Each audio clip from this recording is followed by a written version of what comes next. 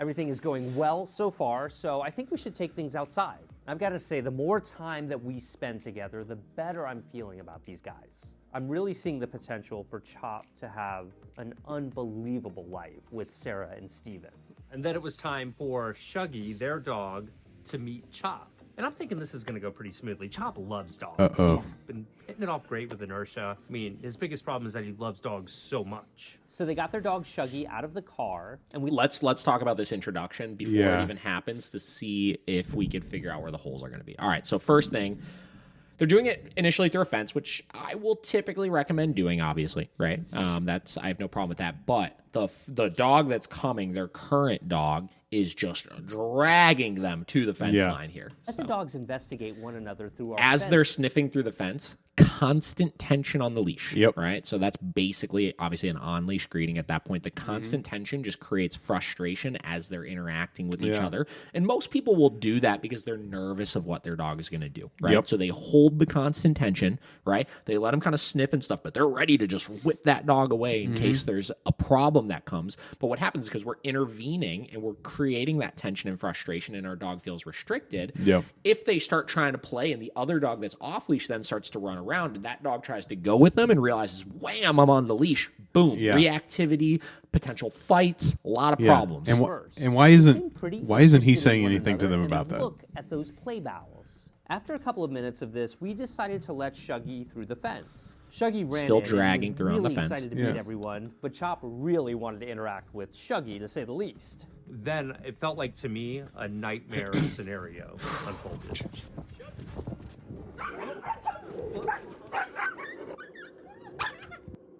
Okay, first off, that wasn't really a fight, first off, right? Like, the one dog was jumping on the other dog and being all playful, and the other dog was like, which we see all the time when you get, like, a drama queen dog that comes in. Sometimes they'll start squeaking and making a mess, and before it even happened, you could hear the owner say, Shuggy, Shuggy, Shuggy! Yeah. Right? Like, freaking out about it. Here we are in the final stages of and obviously this dog wasn't trying to attack, like he's running away, right? Every bit of training I had done with him was meaningless. Now, this is where we talked about in one of the videos that we posted, we have to have a balanced approach because here's the thing. That dog needed to be, if that was actually an issue, right then and there, knowing that that dog was not aggressive. He was not probably trying to attack that other dog. No. The other dog wasn't trying to fight back. He was just trying to create some space for himself. Yeah. All we need to do to literally solve that problem immediately is give a correction for the overly pushiness. Yeah. Tell the other dog, hey, leave him alone for a little bit. Let him kind of acclimate to your space. Yeah.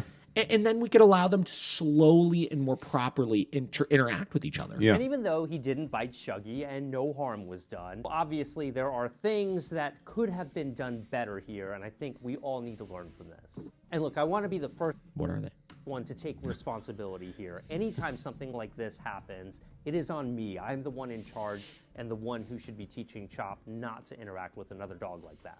First and foremost, I shouldn't have had Shuggy in a position to not see Chop approaching her. I really think that Chop just got... That's not a... I mean, there was an open area. The dog could have clearly seen him. Way too overexcited. Ran right over Shuggy, thinking that he could play... Also, it looked like, if we clip that back a second... All right, so before this happens... Here we are in the final stage of this series, and I felt like in that moment. So watch here. It looks like in a second that what probably happened is he was holding Chop back, and then as soon as Shuggy went in, just let him go, right? And again, we talk about how that creates... That is the exact situation. So here's something we hear all the time as well, right? Somebody's got their dog in the house. The dog is freaking out, amped up because there's another dog across the street, and that dog may be very playful, right? Yeah. And suddenly they forget to close the door or something. Suddenly barrier's gone, and just wham, dog slingshots out towards that dog like a freaking rocket, right? And what we'll see is that even though the dog is not necessarily trying to be aggressive, that energy, how they come in like that, there's all this restraint, and suddenly restraint is gone, is what triggers a dog fight, right? Which is why they should have just opened, if that's the case, if what I think I saw is actually the case, they should have just opened the gate and just let him in with no additional restraint. Yeah. What had done with him was meaningless. I love that. Even though he didn't bite Shuggy and no harm was done, obviously there are things that could have been done better here, and I think we all need to learn from this. And look, I want to be the first one to take responsibility here. Anytime something like this happens, it is on me. I'm the one in charge and the one who should be teaching Chop not to interact with another dog like that. First and foremost, I shouldn't have had Shuggy in a position to not see Chop looked like he approaching. was holding and then I really let think go. that Chop just got way too overexcited, ran right over Shuggy, thinking that he could play however he wanted.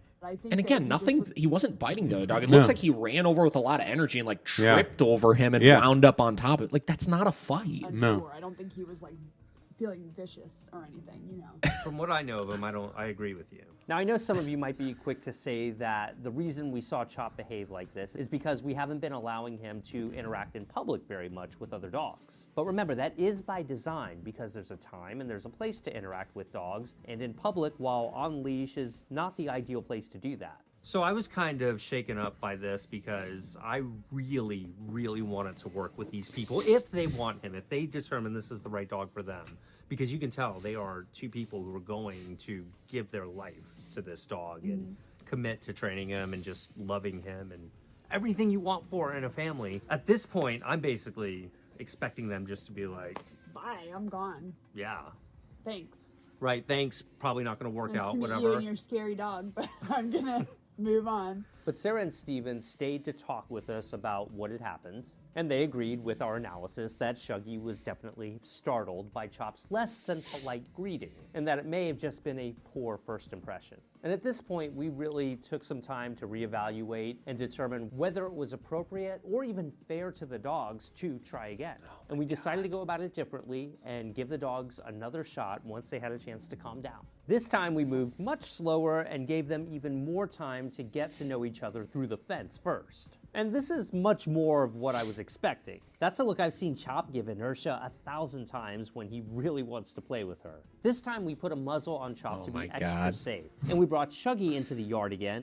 Okay, before you do your interactions, stop petting the freaking dogs. But we made sure to give her a minute to get her bearings this time. Because they were both looking happy and ready to play, we let them give it a go. And this is the Chop I expected to see. They did well for several minutes, even though Chop was a little distracted by his muzzle. Since he and Shuggy seemed so much more relaxed and both of them seemed really comfortable, I decided to take off Chop's muzzle. And just like that, they were like a match made in heaven. So while things could have gone smoother, this was definitely a good recovery.